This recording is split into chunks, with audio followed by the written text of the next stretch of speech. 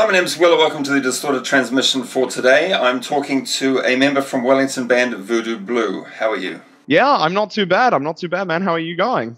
I had about 3 coffees this morning because normally I tend to do interviews at night, but this is 1 p.m. in the afternoon, so I wanted to be ready. I had 3 coffees and I feel like my brain's on fire because I've had too much coffee. Yeah, I don't know why I took today as my one day that I'll be skipping caffeine, but gosh, it's already 1 o'clock now and I'm feeling the effects of it for sure.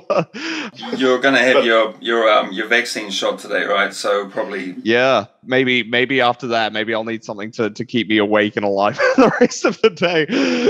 The first thing I usually ask is for the person on the screen to introduce themselves, the instruments they play in the band, and the other members of the band that aren't present. So I am Rory, the lead singer and guitarist now of Voodoo Bloo. They are also the members Jackson Kidd, who does drums and backing vocals there.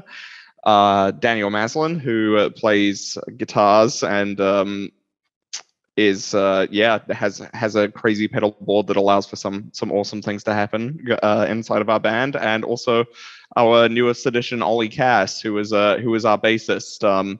There's been a little bit of a change around in the band recently, so even though I've sort of always written the songs on guitar and everything like that, I'm finally moving over to it instead of just being on bass and singing, which is something that I'm trying to get used to, but have to get ready for it quick for recording and such. So it seems that a lot of the focus of update videos, music videos, and photo ops are of you exclusively. I'm assuming this is because the band was created out of some kind of solo project that has since expanded to a full band, or perhaps you are the only songwriter. Perhaps we can unearth the answer by telling me the history of the band.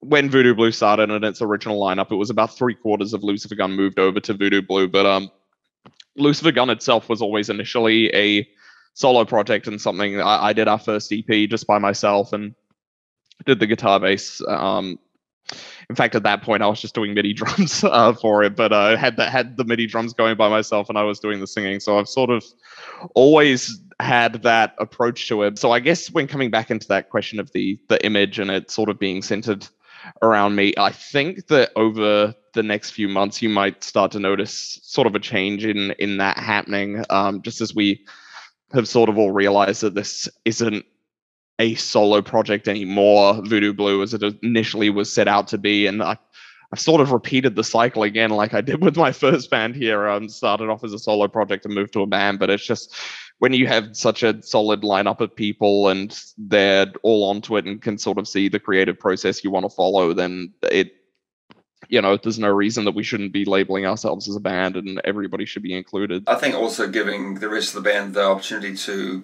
like add their color to the canvas, it means that your songs can quite often become more than they initially were as well. Absolutely. It can open your eyes so much more to a song and what a song could actually mean or sound like, because even though I do like having that initial control over a song, it's a very good feeling when you find out that a song is sort of shifted and moved on past what you initially thought it was going to be. So you released an album last year called Jacobus and have just released a smaller release called Serotonin late September this year. Perhaps we can talk a bit about both, starting with the album. It started off the process of what I wanted Voodoo Bloo to be in the first place, which is sort of talking about male teen suicide in New Zealand and how it's quite a relevant thing compared to most other countries in the world. I think Voodoo Bloo started when I was about 18 years old, and if I can sort of just talk about these points of growing up and what it's specifically like to be in this country, I don't know, I hope to just maybe shed some light, even if it's just shedding some light for myself on why I think these things happen, or I can always just look back at my teenage years and saw what sort of problems I faced. It was really always an intriguing concept to me, even if nobody else cared. It was just always sort of a reminder of who I used to be and where I came from. All right. So where did you actually record it? Sorry, I sort of went on a tangent there, but we recorded the album in a studio that we built out of my garage, actually, when I was living at home in lockdown last year. Don, who was one of the original guitarists for the band, came and sort of did all of his parts just before lockdown happened, and then I was able to just record every single day during a lockdown. So having that studio available during that time was actually quite a good thing there.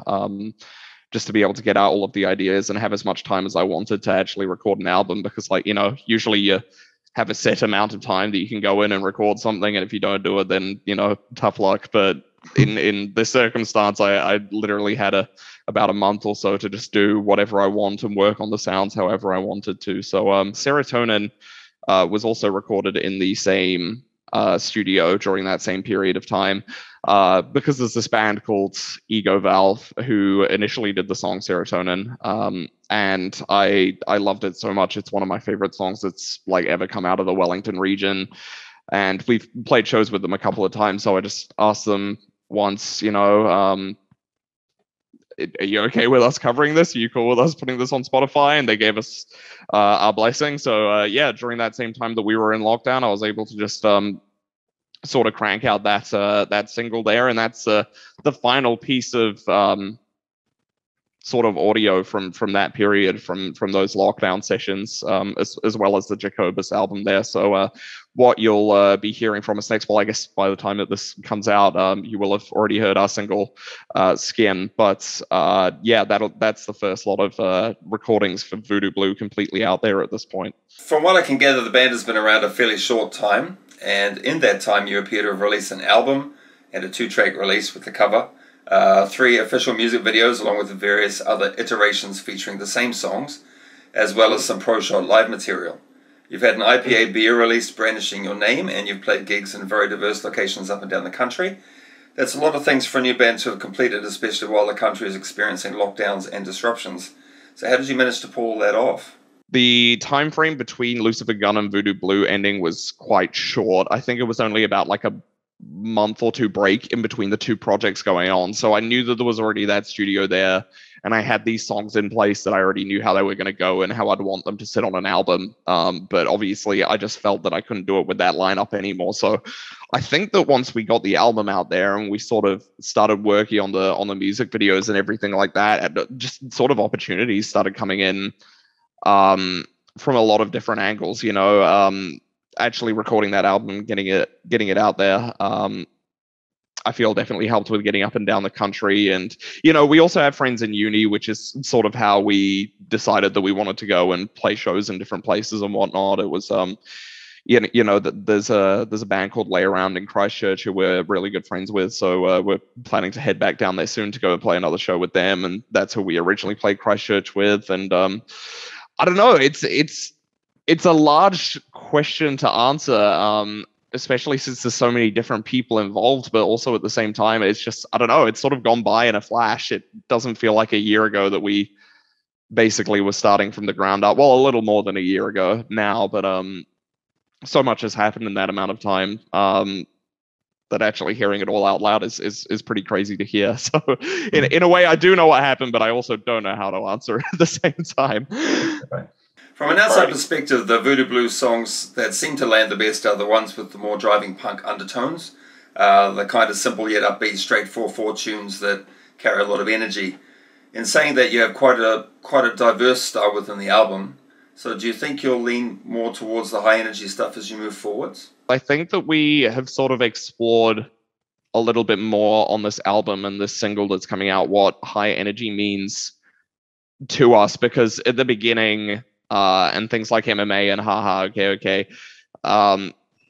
they were just very easy to sort of get for me, and I understood the driving punch behind them, as you said. But I think we've been sort of exploring ways to find that punch and high energy in ways that aren't just sort of the punk element, because punk isn't something that I ever listened to too heavily, but at the same time, it's sort of what I wrote during that period. It just came out, and at the same time, and I'm sure you'll be able to figure out how it lands for yourselves when the album does come out. But I feel like we've been sort of exploring high energy in different ways of building up to it, and finding ways to go into the dynamics of the highs and lows within one song a lot better. In terms of the songwriting, I feel like you will feel the high energy, but it just won't be as direct, but you will feel it in the material that we're getting out there. I believe your father has taken on the role of manager for the band. In fact, he was the guy who first contacted me to, see if I wanted to have an interview with you guys. He sounds like an interesting and very supportive guy. How is it to work closely with a parent in that kind of role? During my teenage years, it was a bit of a learning curve, as you could imagine.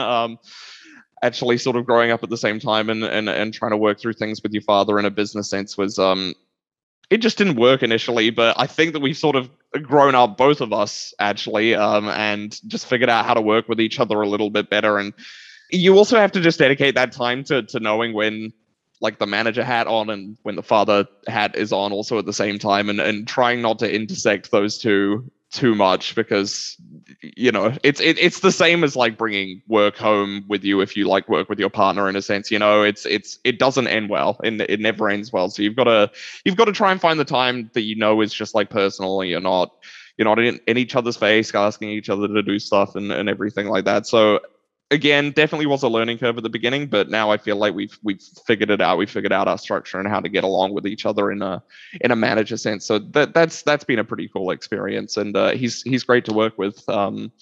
He's been very supportive, as you said before. So yeah, super stoked. Well, I can definitely see an upside to it. I mean, who wants their son to succeed more than his father, right? Yep, exactly. You've hit the nail on the head there. Yeah, he couldn't be more supportive of what we're doing. So yeah, it's great. The last question is kind of broad. It's just a question about plans for future releases. This interview should be coming out at around the same time that our lead single off of our next album is coming out, and the song is called Skin, which should be coming out on October 5th, which you should go over and stream if you haven't done already. But apart from that, we are getting ready to go into the studio again in November, and then again for about 2 weeks or so in January for this next release. So we are sort of done with this era of Jacobus and releasing all of our tidbits and leftover features off of that album. We are completely starting a new cycle now.